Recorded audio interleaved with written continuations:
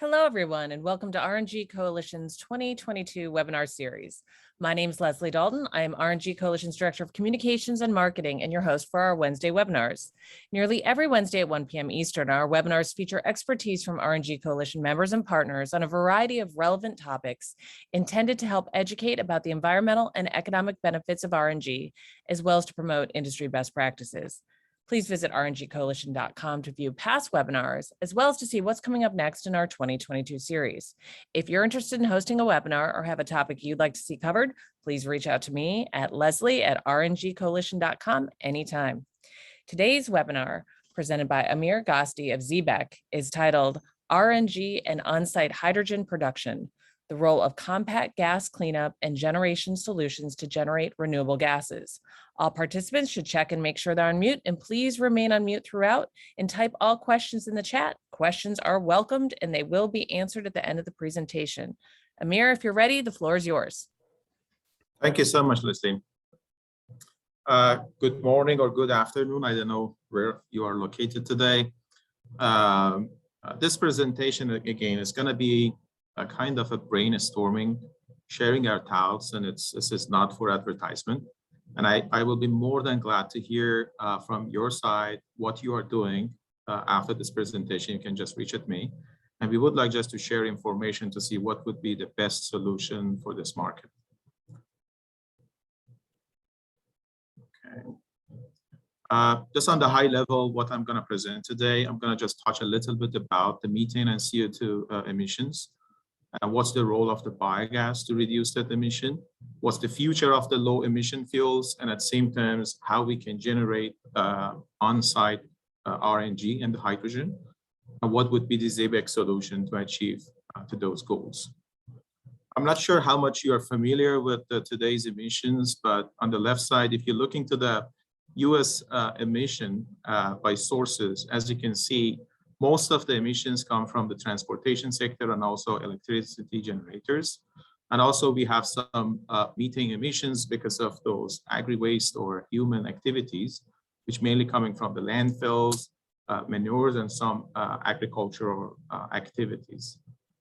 On the right side, if you look to the breakdown of the emissions and diving into the transportation and the electricity, we see that the emissions on the transportation sector is coming mainly from the light duty vehicles, and at the same time as the medium and heavy duties.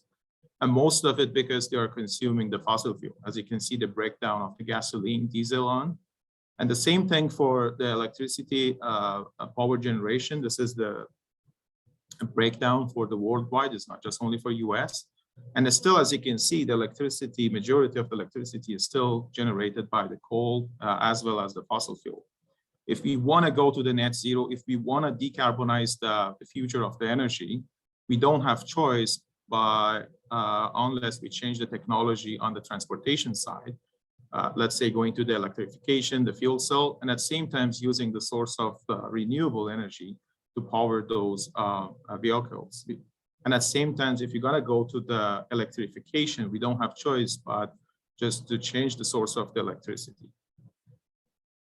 I'm not just to visualize what we are doing to this area. On the right side, I call it the 1 ton CO2 bomb. What does it mean? If you want to just accumulate all the CO2, which the 1 ton CO2 is, in one place, that's the space CO2 is occupying, and you can compare it to the humans. And for your information, all of us, at least in North America, we are generating the 15 of those per year, almost one of those bigosphere per year, per month. And just to, again, to visualize you where it's coming from, 1 year of our trash from one household is equal one of those bombs. Raising the cow for 6 months is almost equal to one of those bombs. And at the same time, our transportation, the heating and everything. Now, the question is, some of those source of the emissions, like the cow manures, like the trash that we are throwing away to the landfills, could be used as a source of energy, not only to cut the emission from the source itself to have a methane avoidance, but also can displace the fossil fuel which we are using to operate the facilities, to drive the car, and so on, which I'm going to touch a little bit about those topics. As we said, one of the sources of the emission is the human activity, mainly because of either the food producing, like we are raising the cows, or we are producing the meat, or we are generating the waste from the municipalities, from the food waste, from the industry. And by collecting those waste and putting in the digester, the first and the most important impact on the environment is to cut the emission, collect the old methane into one place. The easiest way is just to burn it. Then you can just reduce the emission, because the methane itself is 80 times more harmful to the environment than the CO2. Then at least you can cut that emission. And further than that, you can utilize the gas, which we call it the renewable gases generated in the biogas, in a form or the source of the electricity. You can generate electricity, or you can use it as a source of the renewable fuels, which I'm going to touch a little bit. As an example, this is an example market, the dairy farm.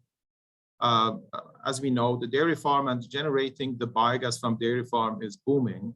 Most of the large projects is already realized, and the mid-size and the small-size projects going to be realized soon. And one of the main challenges, is there any economically and technology viable solution for it, which I'm going to touch about it. And the question is how big opportunity is, and how it's going to help us to reduce the carbon emission, and at the same time, those farm-based projects can act as a decentralized energy sources. Today, we are drilling the oil somewhere else. We are trucking it to the refinery. We are generating the fuel, again, trucking it to the final destination, which is the fuel stations, putting in our car and driving. The question is, we have those small farms, or those small source of the kind of emission, which we can convert it to the source of renewable energy production, which we call it a decentralized facility, and at the same time reducing the emission, but also helping the society to achieve the net zero target. Let's look into the RNG and the hydrogen, because those biogas can be used as RNG, or we can convert it to the hydrogen, where we can utilize those gases. Let's just target that one. If we're looking just only to the automotive and the heavy duty trucks, it's obvious that the small cars like the city trucks gonna go to the electrification. Again, we are not gonna address that one. The renewable electricity, that's something else that we need to touch. But on the medium duty and the heavy duty trucks, there is no doubt that they have to use some source of the renewable gases or the fuel. The fuels like the biogas, RNG, CNG, LPG, or hydrogen. And when it goes to the mobile pipeline or the maritime and rail, absolutely the most economically viable solution, it's going to be the renewable gases or renewable fuels. But the question is where those fuels are going to come and how we're going to generate it. Before going to the biogas and how to generate the hydrogen out of the biogas, let's look into the carbon intensity score of the fuels. What does it mean? If you're looking to the diesel, which today the diesel is the main fuel for the heavy duty trucks, as a baseline, as you can see on the red bar, that's the emission today the diesel is generating. By using just a fossil natural gas, which is coming from the ground, and using it as a CNG, we might be able to reduce the overall emission, let's say about 10–15%.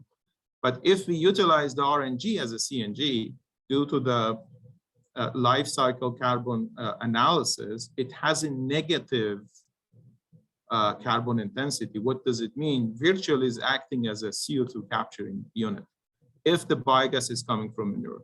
And if the biogas is coming from the food waste, slightly still the carbon intensity score is positive, but the impact on the environment is significant. And if you look to the diesel, the electricity, the vehicle which is powered by the electricity, or the fuel cell by hydrogen, which even though if those hydrogen or electricity generated by the solar or wind, as you can see, none of them showing the negative carbon intensity score.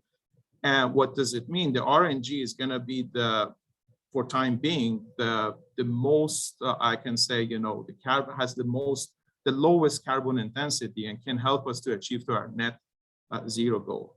And if we take that natural gas, the RNG, and convert it into the hydrogen, that hydrogen also going to have the negative carbon intensity score. Today in the market, it's so difficult to say that what's the exact number of the carbon intensity of the hydrogen or RNG is. But just to simplify it, they came up with the color coding. If we start from the left, if we use the natural gas and water or the current electricity from the grid and the water and using the electrolyzer or steam methane reformer, we can generate the hydrogen, which today the industry, refinery, and some other places, they are generating the hydrogen. But that hydrogen has a positive carbon intensity, means that it still is polluting and emitting CO2 to the atmosphere. And if we just capture that CO2 at the source, let's say you have a centralized hydrogen production plant and capture that CO2 from the steam methane reformer, then you might be able to achieve to the zero CO2, which they call it the blue hydrogen. If you want to just generate hydrogen which has either zero or negative carbon intensity with the negative emission, the only sources of the energy must be either the electricity from the wind or solar or the gas from the biogas. And if we adding even further another CO2 capturing into it, even though that CO2 has a negative carbon intensity score, we can lower the carbon intensity score further. Another way of generating the hydrogen is the waste hydrogen, which today we have lots of waste hydrogen in the refinery. I remember we did a project in Martinique, which was a refinery, and they were flaring the gas. We recovered the gas and they were sending to the fuel cell. Gas also can be considered as a green hydrogen.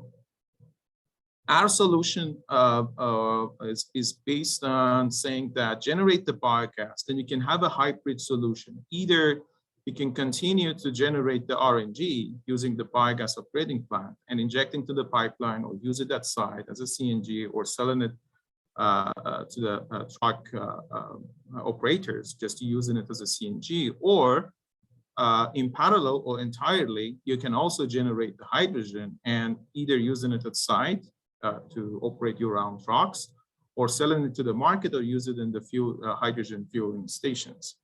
But as we said, most of those projects, we are talking about the dairy farm, the wastewater treatment plant, the food waste, are small projects. And the question is there a viable, feasible solution to generate the RNG and hydrogen out of the biogas? That's one of the main difficulties. We came up with a product which called the BioStream, is a turnkey solution for the small scale farm projects. And at the same time, our on-site gas generator, which we got access to the technology 2 years ago by acquiring a company in Netherlands, name is Hygear, and their product name is Hygen. Today, we can offer a biogas to hydrogen from a different source of the biogas. And at the same time, we are developing our CO2 capturing unit to also to capture the even that we call it the green CO2, capture that CO2. And then the question is what we can do with that renewable CO2 and what customer can do. And the BioStream itself, it's the smallest scale biogas operating plant. After installing almost 80, 90 biogas operating plant worldwide, we decided to come up with the compact, containerized, standardized solution, which is going to be beneficial for those, especially for those farmers. Those farmers are there to do the farming, not to do the kind of, it's not a chemical plant. They cannot hire a process engineers staying there and operating the plant. And this is a fully automated solution. And it was designed to make sure that it's optimized in terms of the process condition. Then we design it in a way that it's operating at the lowest pressure possible, around, let's say, 60 to 100 pounds. And at the same time, it's maximizing the efficiency, which thanks again to the latest development on our PSA, is achieving to the efficiency close to 99%. And the modularity of this unit has helped us just to standardize 1 or 2 models and then deploy it in the market. Then people can take it, smallest unit operating it from 30% to 100% of the full flow. or if they have a capacity which exceeding the one module, we can just stack it and we can install a couple of those units in parallel. But everything is designed based on the lowest life cycle cost, which is based on the pretreatment cost, electricity cost, and at the same time maximizing the efficiency and reliability of the solution. It's designed to be easy deployable, then it's pre-tested, prefabbed, and it's going to show up at the site. It's going to take 3 to 5 days to just install it at site, and then another couple of days to do the commissioning and startup. Then in less than 2 weeks, the farmer can just generate the RNG. And then the next question is what they're going to do with that RNG. For the current market, the current incentive, it's almost incentivized them to sell it as a CNG fuels to the market. But the future, again, going to be in the hand of the hydrogen. And we believe that the heavy duty trucks and the medium duty, also the trucks like the cargo vans, going to consume the hydrogen and they don't have choice. Then for that reason, we have a couple of standardized units, which is the best fit exactly with our biostream. Somehow it goes hands to hands. And then we can just install it right after our biostream and generate the hydrogen. And what is consuming mainly here we said the natural gas. For example, the last model, the Hydrogen 150, is consuming the natural gas, but in reality is the RNG. Still, it's consuming a little bit of electricity, and for sure it's the steam methane reformer. We need to generate the steam. It's consuming also water.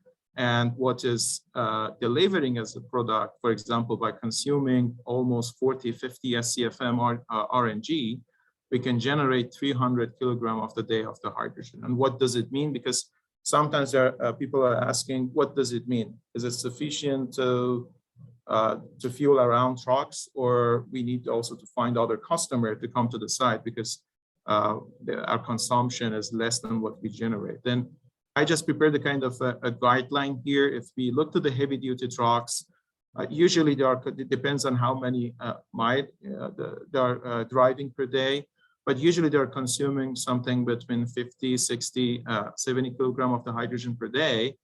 And one of those is small farm, let's say in the size of 2,000 cows, 1,500 cows, generates almost 150 SCFM biogas, which is the best feed for a half biostream.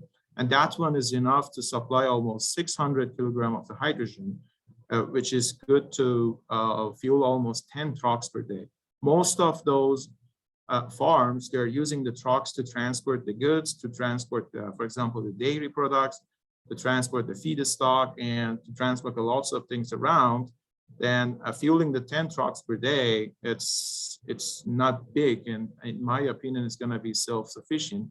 And if they want to just generate more hydrogen, if they have a natural gas available or another farm neighbor which they are generating RNG, they can just truck it there and they can double the capacity or triple of the capacity of the hydrogen production. And if we look into the medium duty kind of or just the city trucks, then it's going to be equivalent of the 100 cars per day fuel. We know that the most of those trucks going to be converted to the fuel cell, and instead of just trucking the hydrogen either in the form of the liquid or the gas from the centralized hydrogen production plant, which consists of the compression, treatment, storage, trucking, and then you need to have again storage and then fueling station and so on. We believe the most cost-effective solution would be generate the hydrogen closer to those facilities which they are operating and bringing those trucks at the end of the night, or if they have the hubs, which they need to have somehow a private fueling stations there. Then we believe by going to the on-site gas generator, at least we can cut the emission from transporting the gases in that supply chain. And also we can reduce the cost, life cycle cost, because then you don't need to come up with one compressor at the centralized facility and then lots of logistic around it till reaching to the fueling stations. Now, the main question which comes most of the time, where do you think and when do you think that on-site generator can compete with the trucking? If we're looking to this graph, which prepared by our friends at High Gear, we believe when you have very low consumption, your average consumption is very low, you can just rely on the trucking. Then from the centralized hydrogen production plant, you can just hauling the hydrogen in terms of the in the form of either the liquid hydrogen or the gas hydrogen. But when your consumption is increasing, as I showed you, it shouldn't be that much. For example, when you have a 5 or 10 trucks, that's a kind of self-sufficient just to build your own on-site hydrogen generator. Then the on-site generator became kind of a dominant versus the trucking. It's more cost-effective. And now if you have excess, then you can act as a kind of production hub for your region. In that regard, then you can start to trucking those hydrogen to the final end user. For sure, you have some municipality around that they're gonna put the hydrogen product or fueling stations, then they need to rely on some trucking if they cannot just generate it on site. Then from almost self-sufficient, you can become a producer of the hydrogen in this market. And don't forget that this hydrogen I'm talking about has the lowest carbon intensity score and has the lowest emission and can help us to achieve the net zero goal. And then on-site is going to help those that if it's feasible, then it's going to help to reduce the cost. Because I remember I attended to one of those conferences for the hydrogen, and they were saying almost half to two-fourths of the cost of the hydrogen goes to the transportation. Then you can save lots of cost in that regard. The most important one, reducing the emission, because those trucks that are hauling the hydrogen also they're consuming energy, and they're emitting also at the same time the CO2 to the atmosphere. We can cut that one. And the most important was the energy efficiency. Then you use it when you need it. For that reason, having the hybrid solution of RNG and hydrogen is going to help. Then when you need the hydrogen, you generate the hydrogen, going to be an on and off, and then continuously you can just inject the RNG. But when you need it, just grab it from the RNG and generating the hydrogen. It's going to be the most energy efficient, and other kind of a benefit that you can get out of this on-site gas generator. I would like just to take 5 minutes of your time talking about also Xebec to see that how we're going to support the market, how we're going to support also our society in that regard. Xebec is the global company. We are specialized in on-site gas generators. We are operating in North America, Europe, and Asia. In North America, we do have 4 manufacturing facilities. We have 60 service techs around the North America, with the 13 service centers to provide the service to our customer. We have more than 80 installation on the RNG and more than 250 installation on hydrogen. We do have almost 50 years experience in this market, and our product portfolio also is based on the on-site gas generator, which is going to be from RNG to almost recycling the hydrogen, recovering the hydrogen, steam methane reformer to convert the methane to hydrogen, or electrolyzer if the source of the electricity is renewable, and as well as the on-site oxygen and nitrogen generators, mainly for the hospital and industrial usage.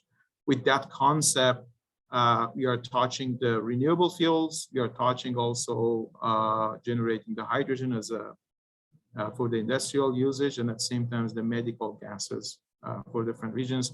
Again, we do have extensive experiences. I'm not going to talk about it, but these are some examples of kind of producing the RNG from different sources, from landfill, wastewater treatment plant, a dairy farm, food waste, and at the same time also generating the hydrogen from the natural gas. In this case, this project, which is located in Netherlands, is generating the hydrogen from natural gas, but the gas is already certified as a green gas, which is coming from another RNG facility, virtually piped somehow this fueling stations, and we are generating the hydrogen on site, as well as we are supplying those equipment for the industrial usage, like the warehouse, operating the forklift in the warehouse of like the Walmart or those warehouses. Hope this presentation was productive. And again, I didn't deep dive into the technology. I tried just to be somehow in the high level and to let you just ask a question. And after this presentation, if you have any question, you can reach at me or my colleague, and we will be more than glad just to have a dialogue and talk about the different solution, maybe different thoughts and different way of looking to these issues. Thank you. Thanks so much, Amir. There actually are some questions waiting for you in the chat already. So if you would be so kind as to unshare your screen, turn on your video and jump into the chat. They're waiting for you. Okay, absolutely. Thank you. Okay. Yeah, I see the first question came from Raphael. Yes, absolutely, Raphael. I can share this presentation with you. I already gave authority to RNG Coalition to share this presentation with whoever interested. The next question is, what is the bio CO2? Again, biogas generating 60% methane, 40% CO2. Today, there is a value for the methane, because we can, with that one, we can displace the fossil fuel emissions from the transportation sector and so on. Market heavily concentrated on the methane, but in reality, there is another byproduct, which is the CO2. 40% of the gas is CO2, and we call it the bio CO2 because it's generated through the biological process. That biological process, the same process that methane was generated. And today there is no value for that CO2, but we call it the bio CO2.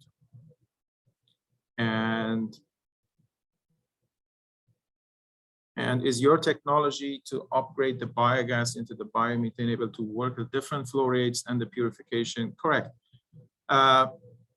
There are two parts into it. One is the CO2 methane separation, which the biostream itself, which we have a PSA, it's our rotary valve PSA is there inside the container, is able to take any flow fluctuation, any composition fluctuation, as long as you have a CO2 and methane. Then you have the pre-treatments, which we need to look to the case by case. Usually you have a trace of the H2S, which is corrosive. You have also at the same time moisture, which we are doing the dehydration. And sometimes you have the VOCs and siloxane. Then case by case, we'll look to also the pre-treatment units. But for the majority of the project, for example, the dairy farm, H2S tower does the job. The rest can be managed inside the unit. The system also can tolerate 30% to 100% of the full flow, the nominal flow. Then you can turn it on, turn it down, or you can use it based on as you need it. That's the single unit. And if you have a flow rate more than one single unit, then you can just add more and scale it up by adding the second, third, or fourth unit to this one. The same thing for the hydrogen production one. And that one also has a modularity, and at the same time can tolerate the different gas composition. But again, the composition is coming out of the biogas upgrading plant, is similar to the pipeline quality. Mainly, we are talking about 96, 97% methane. And then it's taking almost our hydrogen steam methane reformer units is taking almost the gas from RNG, similar to what is taken from the pipeline. Thanks, Amir. I actually have received a couple questions over here, but I want to encourage everyone to put questions in the chat for everyone. I'm going to read you this question in the meantime. And again, we highly encourage the questions. So the question I received is, we often hear that the future of automotive is EVs. How is H2 going to play a role in such an environment? That's true, because we believe, or at least the society believe, that when you're using the electricity and you don't see the emission at your car, or when you're driving your car, it's clean.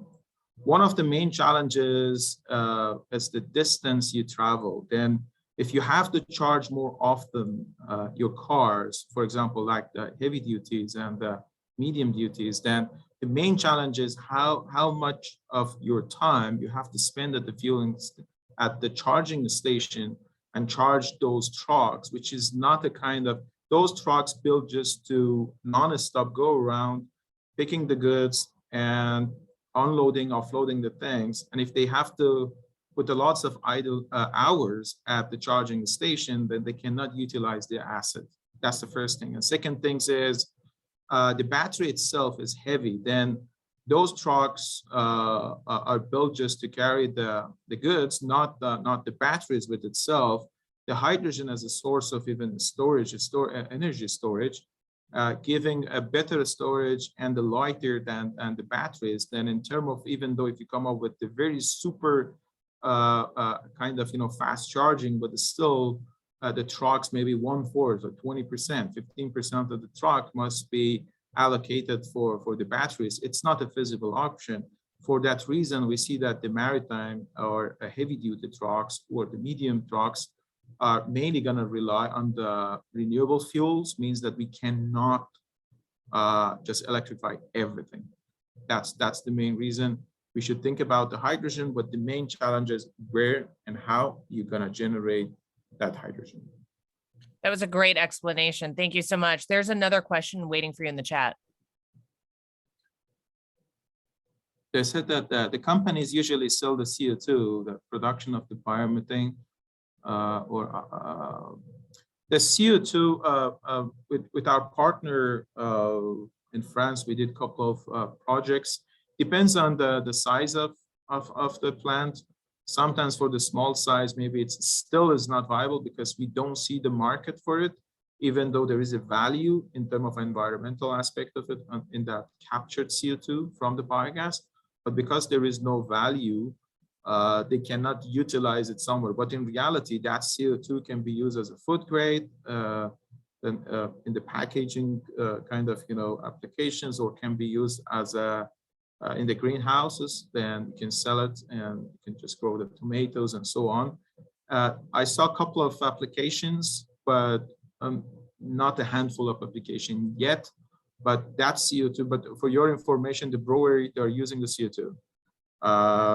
Those greenhouse facility for the tomato and so on, they are buying the CO2, and that CO2 today is generated from the fossil fuel. Then they are burning the fossil fuel, generate the CO2 and selling it to the industry, for example, for the packaging, the food grade one, or for the brewery. But the question is, no one is touching those because people are still not sensitive to that one. But CO2 also gonna find its place in this market for sure. Great. I've got a couple more questions over here. Again, encouraging everyone to put them in the chat. Oh, actually, you know what? There's one in the chat. Why don't you take that one and I'll wait and hold off on my question. Mm-hmm. The hydrogen we are talking, it's only for the fuel cell or for the direct burning. I saw it that yes, it can be used also as a direct burning, but in a high, I can say in a high level picture, people are talking about the fuel cell. That's the reason we touched the fuel cell. But I saw that somehow the utility are ready just to blend the hydrogen to reduce the carbon intensity of the gas delivered to the end users. Somehow they're accepting up to, depends on the utility, 2 to 8%. It depends on what those pipeline is made of. It's the plastic or if it's the steel. Yes, it can be used as a direct burning, but I don't know the efficiency. To be honest, I'm not an expert on that one. But today we talked about the transportation fuel, and that's the reason we touched the fuel cell. You're welcome, Jerry. Great. One of the questions I got over here was, currently most RNG projects seem to be in rural areas. How is the fuel from these facilities going to reach end users? That's a very good question. And that's the reason I touched those rural areas. Still they're trucking because they're generating some agricultural products. For example, it's the dairy farm. The main reason you have the dairy farm there because it has access to the feedstock. They're feeding the cows, and at the same time they are generating something which is, let's say, it's a dairy product or it's the milk, and now they have to truck it somewhere else. when we are closer to the big cities, for sure, we're gonna see lots of hydrogen stations to fuel those trucks. But when we come to the rural area, we're gonna see less and less of those hydrogen fueling stations, which in my opinion, it's gonna be a great opportunity to put the fueling station in those rural areas, which you have a lots of traffic for the trucks, because every day they're just bringing something and they're taking something out of the facility. And at the same time, another things would be just to find a kind of another close cities and then trucking either the RNG or piping the RNG to there, and then generating the hydrogen on site in those facilities, which they can also gonna act as now a decentralized energy production in those regions. Then instead of consuming the fuels today, people are trucking the fuels outside of those regions to those rural area. In this scenario, you can export the fuels out of those rural area to the outside of the almost be closer to the cities. Great, thank you for that. I've got another one that I received over here, and it is H2 generally a cost competitive fuel compared to available fuels in the market? The two parts into this. One is the commodity.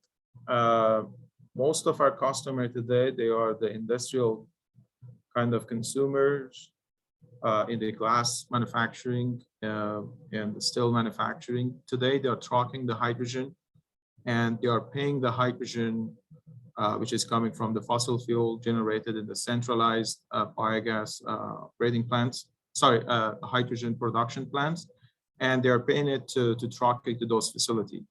Now with the new approach, then they have their own ESGs, they have their own target. Now those even industrial consumers, they need also to switch to somehow low emission hydrogen. And now the question is if they are willing to pay a premium. Generating the hydrogen from natural gas on site today is cost competitive compared to trucking the hydrogen from centralized facility. But the question is, if you consume RNG and still there is no incentive around hydrogen yet, is it cost effective? If you're looking to the environmental impact of it, and if there is a voluntarily, let's say, a market for it, yes, it's cost competitive, but if you want to compare only to the commodity, no, it's not cost competitive. Okay, thank you for that. I don't see any other questions in the chat. However, I am going to slowly sign off just in case anyone wants to jump in as I'm signing off. So without seeing any other questions, I think we've reached the end of our webinar. On behalf of, oh, see, I knew it. There's a question waiting for you in the chat.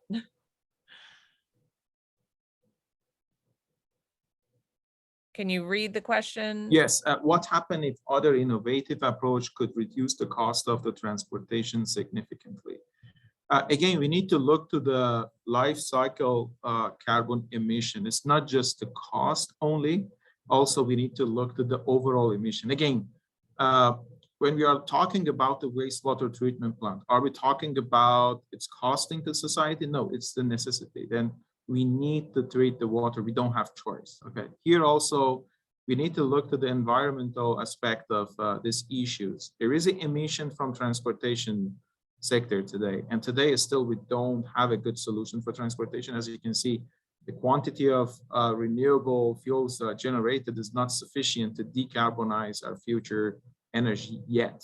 Then we need to look not only looking to the cost. There is no doubt we need to look to the cost. But at the same time, we need to look to the overall carbon intensity score over the course of the life of those projects. And at the same time, Xebec, I don't think so. We talked here only about the Xebec. I just gave a big picture. And we do have our own R&D center, and always we are looking to the new technology coming to the market, and we're going to adopt ourselves too. It might be a threat in the short term, but we believe, and we put the whole strategy down, and we are just rolling it out based on putting everything based on the generating the renewable gases on site, and there are lots of benefits into it, and we believe into it. And that's one of the reasons I'd like to hear from you. If you have any other solution, any other alternative, share it with us, and maybe we can have a conversation, and we can also share it with the other audiences, with the other stakeholders in this market to come up with the best solution for the market, not only for Xebec, for the society. That's great. I appreciate hearing that. There is another question waiting for you in the chat. Amir, what do you believe is closer, the exchange of natural gas by biomethane or gray hydrogen by green hydrogen?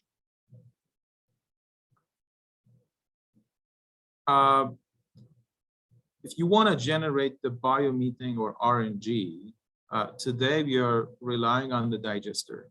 If you look to the available feedstock in the market, even though if you convert everything to RNG, it's not sufficient to decarbonize entire natural gas. Okay, the next generation is going to be gasification. We have a lots of other waste from the, let's say, the forest, from the biomass, which through to the gasification, we have to either to convert it to the methane or to the hydrogen. Technology still is not mature, and I see that lots of R&D demonstration here and there is going. Then just let's clear that here. Then even we convert all available feedstock to RNG, it's not sufficient to decarbonize. Then we don't have choice to go to hydrogen. People today, they are talking about the gray hydrogen, but with the CO2 capturing, they can convert it to the methane. To the blue hydrogen. And one of the reasons they are doing, instead of just letting that gas to be utilized, the natural gas as a CNG, and emitting the CO2 from each individual trucks, you can just at the centralized or at the decentralized facility, convert the methane to hydrogen, capture the CO2 and in one source. It's much easier to capture in one source than the 100 trucks and capture it from the air. That's the one. Second, the hydrogen through to the fuel cell has a higher efficiency compared to the diesel or any other kind of the fossil fuel power generation and trucks. Then overall efficiency, a blue hydrogen is much better than just taking the CNG as a kind of a baseline and compare it to the diesel. But in reality, it's much easier to capture the CO2 in a centralized or decentralized facility than in any individual trucks. In my opinion, blue hydrogen gonna be ahead of somehow the RNG, but it should go hand to hand, and we need just to see that which one is gonna just grow faster. I don't have a crystal ball, but in my opinion, we're gonna see a lots of blue hydrogen, and they're gonna grow faster than the RNG. All right. I don't see any questions in the chat, but again, I'm going to do this very slowly as we encourage all questions. All right. I think that we've reached the end of our webinar. We'll see. On behalf of RNG Coalition, Amir, thank you so much for this. This was really interesting. And thank you to our audience for asking all these questions. Just so everyone knows, a recording of the presentation will be made available on rngcoalition.com later today. If you want to reach out to any friends or colleagues who didn't have a chance to see it, or if you want to rewatch it yourself. Additionally, as Amir said, the presentation is available. So I wanted to thank everyone. Have a great day. Wish everyone a great Memorial Day weekend, which is coming up. And Amir, thank you again. This was wonderful. I appreciate it. Thank you for providing such opportunity for us. Have a great day. Bye-bye. Thank you. Bye.